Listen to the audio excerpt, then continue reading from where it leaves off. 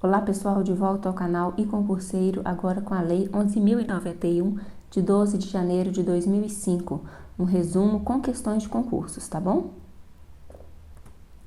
Então a Lei 11.091 dispõe sobre a estruturação do plano de carreira dos cargos técnico-administrativos em educação no âmbito das instituições federais de ensino vinculadas ao Ministério da Educação e da outras providências. E esse plano de carreira é composto apenas pelos cargos efetivos de técnico-administrativos, ok? Apenas para os cargos efetivos de técnico-administrativos. O regime jurídico, então, é dado pela Lei 8.112, de 11 de dezembro de 1990. Vamos fazer uma questão de concurso agora. Essa é uma questão adaptada. Julgue a afirmativa abaixo como correta ou incorreta. Com a Lei 11.091 de 2005, fica estruturado o plano de carreira dos cargos técnico-administrativos em educação, composto pelos cargos efetivos e contratados de técnico-administrativos. A questão está incorreta porque a afirmativa está incorreta porque não é e contratados, são apenas os efetivos. Vou voltar lá para vocês verem. Fica estruturado o plano de carreira dos cargos técnico-administrativos em educação, composto pelos cargos efetivos de técnico-administrativos. Então, a resposta, a assertiva está incorreta, ok? Então, vamos para a seguinte. Dando continuidade ao estudo da lei. Para efeitos desta lei, as instituições federais de ensino são os órgãos e entidades públicos vinculados ao Ministério da Educação que tenham por atividade fim o desenvolvimento e aperfeiçoamento do ensino, da pesquisa e da extensão e que integram o Sistema Federal de Ensino. Então é importante enfatizar aqui, atividade fim. A lei fala sobre atividade fim e não sobre atividade meio, ok? Então, para efeitos desta lei, são consideradas instituições federais de ensino, órgãos e entidades públicos vinculados ao Ministério da Educação, cuja atividade fim é o desenvolvimento e aperfeiçoamento do ensino, da pesquisa e extensão e integram o Sistema Federal de Ensino, ok? Princípios e diretrizes, então, observados pela gestão dos cargos do plano de carreira. Então, nessa gestão desses cargos, os princípios e diretrizes a serem observados são natureza do processo educativo, função social e objetivos do Sistema Federal de Ensino, dinâmica dos processos de pesquisa, ensino, extensão, administração e as competências específicas decorrentes, qualidade do processo de trabalho, reconhecimento do saber não instituído resultante da atuação profissional na dinâmica de ensino, pesquisa e extensão, vinculação ao planejamento estratégico e ao desenvolvimento organizacional das instituições, investidura em cada cargo condicionada à aprovação em concurso público. Nós vimos que o plano de cargos, o plano de carreira, ele se refere apenas aos efetivos, aos cargos efetivos, então depende de aprovação em concurso público, desenvolvimento do servidor vinculado aos objetivos institucionais, garantia de programas de capacitação que contemplem a formação específica e a geral, nesta incluída a educação formal, avaliação do desempenho funcional dos servidores como processo pedagógico, realizada mediante critérios objetivos decorrentes das metas institucionais, referenciada no caráter coletivo do trabalho e nas expectativas dos usuários, e oportunidade de acesso às atividades de direção, assessoramento, chefia, coordenação e assistência, respeitadas as normas específicas. Caberá à instituição federal de ensino avaliar anualmente, então essa avaliação é feita anual, a adequação do quadro de pessoal às suas necessidades, propondo ao Ministério da Educação, se for o caso, o seu redimensionamento, consideradas, entre outras, as seguintes variáveis: demandas institucionais, proporção entre os quantitativos da força de trabalho do plano de carreira e usuários, inovações tecnológicas e modernização dos processos de trabalho no âmbito da instituição. Modernização dos processos de trabalho no âmbito da instituição.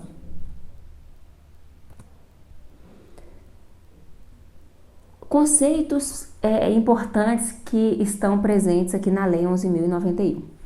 Plano de carreira é o conjunto de princípios, diretrizes e normas que regulam o desenvolvimento profissional dos servidores titulares de cargos que integram determinada carreira, constituindo-se em instrumento de gestão do órgão ou entidade. Esses conceitos costumam cair bastante em concurso público. Então, quando a gente vê determinados termos, como por exemplo, princípios, diretrizes e normas, instrumento de gestão do órgão ou entidade, esses termos se referem ao conceito de plano de carreira. Quanto ao nível de classificação, os termos que se referem ao seu conceito são conjunto de cargos da mesma hierarquia, então, e desempenho de atribuição. Então, olha só, nível de classificação é o conjunto de cargos de mesma hierarquia, classificados a partir do requisito de escolaridade, nível de responsabilidade, conhecimentos, habilidades específicas, formação especializada, experiência, risco e esforço físico para o desempenho de suas atribuições. Agora, o padrão de vencimento, né? O termo-chave, os termos-chaves no caso, né? Posição do servidor na escala de vencimento, tá? Então, o padrão de vencimento, o conceito dele é posição do servidor na escala de vencimento da carreira em função do nível de capacitação, cargo e nível de classificação, ok? Cargo, conjunto de atribuições e responsabilidades previstas na estrutura organizacional que são cometidas a um servidor. Então, o conceito de cargo está relacionado a essas palavras-chave aqui. Conjunto de atribuições e responsabilidades cometidas a um servidor. Nível de capacitação. Posição do servidor na matriz hierárquica. Então, o que mais importante aqui? Nível de capacitação, matriz hierárquica. Então, posição do servidor na matriz hierárquica dos padrões de vencimento em decorrência da capacitação profissional para o exercício das atividades do cargo ocupado realizada após ingresso. Ambiente organizacional, área específica de atuação do servidor, integrada por atividades afins ou complementares, organizada a partir das necessidades institucionais e que orienta a política de desenvolvimento de pessoal. E usuários são as pessoas ou coletividades internas ou externas à instituição federal de ensino que usufruem direta ou indiretamente dos serviços por ela prestados. Vamos fazer uma questãozinha de concurso aqui agora. Essa questão foi cobrada na prova de 2016 do Instituto Federal do Pará. A Lei Federal 11.091, de 12 de janeiro de 2005, e alterações, define plano de carreira. Então, quando a gente estava vendo o slide anterior, com as palavras-chave que nós falamos em relação a plano de carreira foi princípios, diretrizes, normas e instrumento de gestão, não é isso? Então, vamos ver onde é que ele está aqui. Posição do servidor na escala de vencimento. Não. Conjunto de cargos da mesma hierarquia. Não, isso aqui é nível de classificação, né? Conjunto de princípios, diretrizes e normas que regulam o desenvolvimento profissional dos servidores titulares de cargos que integram determinada carreira, constituindo-se em instrumento de gestão em instrumento de gestão do órgão ou entidade. Correto, aqui está a resposta da questão, ok? Agora aqui, ó, vamos ver a que se referem as outras. Conjunto de atribuições e responsabilidades previstas na estrutura organizacional que são cometidas a um servidor. Aqui esse conceito se refere a cargo. Área específica de atuação do servidor integrada por atividades afins ou complementares, organizada a partir das necessidades institucionais e que orienta a política de desenvolvimento de pessoal. Aqui esse conceito está se referindo a ambiente organizacional, né? Ok? Então, vamos dar continuidade. Então, agora nós vamos falar sobre a estrutura do plano de carreira dos cargos técnico-administrativos em educação. Então, o plano de carreira dos cargos técnico-administrativos em educação está estruturado em 5 níveis de classificação. São os níveis A, B, C, D e E, com 4 níveis de capacitação cada um, ou seja, tem A1, A2, A2, A3, A4, B1, B2, B3, B4 e assim sucessivamente até o E. Então, os cargos do plano de carreira são organizados em 5 níveis de classificação, A, B, C, D e E. Atribuições gerais dos cargos que integram o plano de carreira, sem prejuízo das atribuições específicas e observados os requisitos de qualificação e competências definidas nas respectivas especificações. Então, primeiro, planejar, organizar, executar ou avaliar as atividades inerentes ao apoio técnico-administrativo ao ensino. Planejar, organizar, executar ou avaliar as atividades técnico-administrativas inerentes à pesquisa e à extensão nas instituições federais de ensino. Executar tarefas específicas utilizando-se de recursos materiais, financeiros e outros de que a instituição federal de ensino disponha, a fim de assegurar a eficiência, eficácia e efetividade das atividades de ensino, pesquisa e extensão das instituições federais de ensino. Agora sobre o ingresso no cargo e formas de desenvolvimento. Então, primeiro, o ingresso nos cargos do plano de carreira far-se-á no padrão inicial, primeiro nível de capacitação. Nós vimos que os níveis de capacitação são 1, 2, 3 e 4, do respectivo nível de classificação, que são A, B, C, D e E, mediante concurso público de provas ou de provas e títulos. Por exemplo, quem se ingressar no nível de classificação D vai entrar, esse ingresso se dará no primeiro nível de capacitação, que é o 1, ok? O concurso poderá ser realizado por áreas de especialização, ele pode ser organizado em uma ou mais fases e pode ainda incluir curso de formação como requisito, conforme dispuser o plano de desenvolvimento dos integrantes do plano de carreira, ok? Então vamos voltar. O concurso poderá ser realizado por áreas de especialização, organizado em uma ou mais fases, bem como incluir curso de formação, conforme dispuser o plano de desenvolvimento dos integrantes do plano de carreira. O edital definirá as características de cada fase do concurso público, os requisitos de escolaridade, a formação especializada e a experiência profissional, os critérios eliminatórios e classificatórios, bem como eventuais restrições e condicionantes decorrentes do ambiente organizacional ao qual serão destinadas as vagas.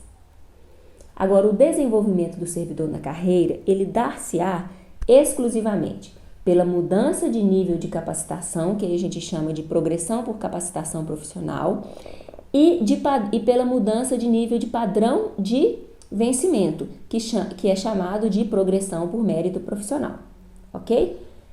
A progressão por capacitação profissional é a mudança de nível de capacitação no mesmo cargo e nível de classificação, sempre, gente, o nível de classificação não muda.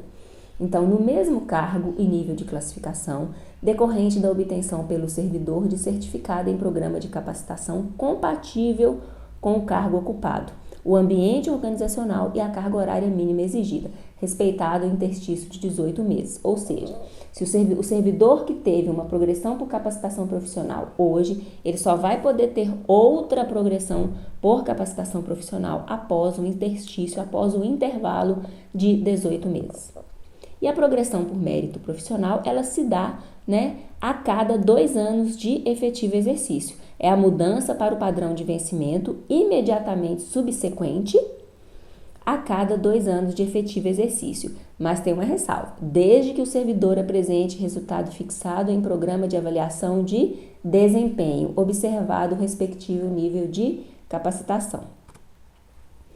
Agora, o servidor que fizer jus à progressão por capacitação profissional será posicionado no nível de capacitação subsequente, no mesmo nível de classificação, em padrão de vencimento na mesma posição relativa que ocupava anteriormente, mantida a distância entre o padrão que ocupava e o padrão inicial do nível de capacitação.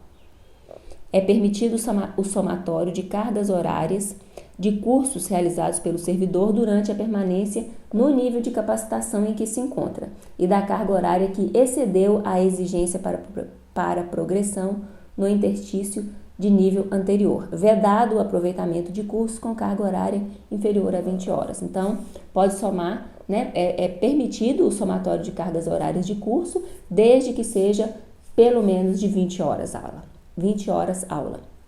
A mudança de nível de capacitação e de padrão de vencimento não acarretará mudança de classificação. Então, o nível de classificação A, B, C, D ou E mantém. O servidor progride dentro do nível de classificação.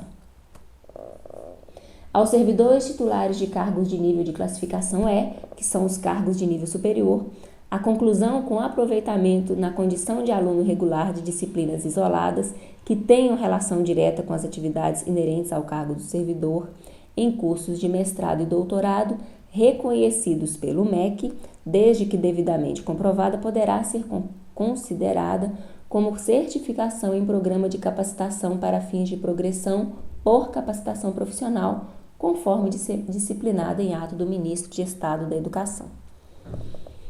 O servidor pode ser liberado para curso de mestrado e doutorado? Sim, mas essa liberação está condicionada ao resultado favorável na avaliação de desempenho. O incentivo à qualificação terá por base percentual calculado sobre o padrão de vencimento percebido pelo servidor, observado os seguintes parâmetros. Se o título adquirido pelo servidor, foi em área de conhecimento com relação direta ao ambiente organizacional em que ele atua, ele terá um percentual maior do que um título com a área de conhecimento com relação indireta a esse ambiente organizacional em que ele atua.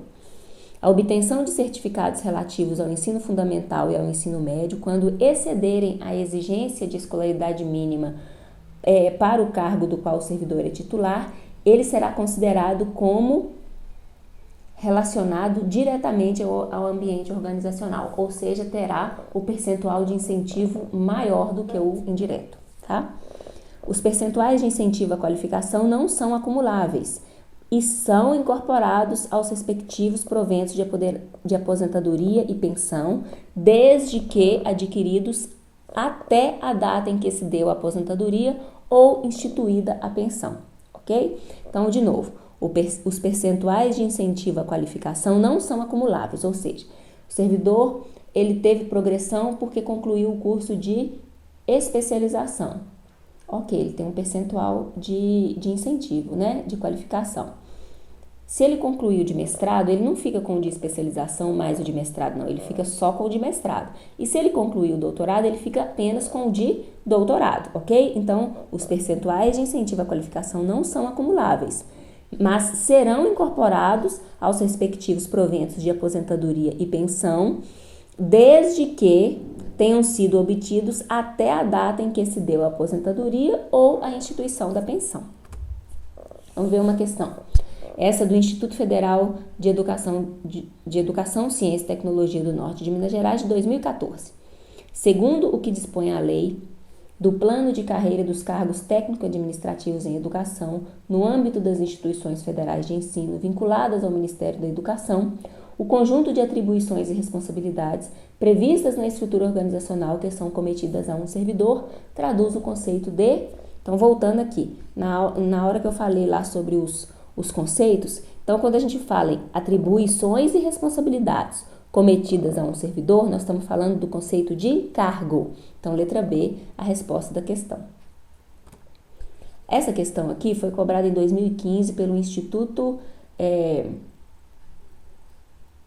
Federal de Educação do Tocantins, Identifique e assinale a alternativa que indica um dos objetivos e diretrizes do plano de carreira dos cargos técnico-administrativos em educação, regido pela Lei 11.091 de 2005. Então, vamos lá. Desenvolvimento científico não é objetivo e diretriz. A proporção entre os quantitativos da força de trabalho do plano de carreira e usuário, não. Modernização dos processos de trabalho no âmbito da instituição, não. As inovações tecnológicas, não. E a natureza do processo educativo, função social e objetivos do Sistema Federal de Ensino. Eis aqui a resposta da questão. Então, a alternativa que indica um dos objetivos e diretrizes do plano de carreira é a natureza do processo educativo, função social e objetivos do Sistema Federal de Ensino, ok? Espero que tenham gostado da aula. Deixem o like, inscrevam-se no canal para nos ajudar a crescer. Até a próxima aula. Sucesso para todos!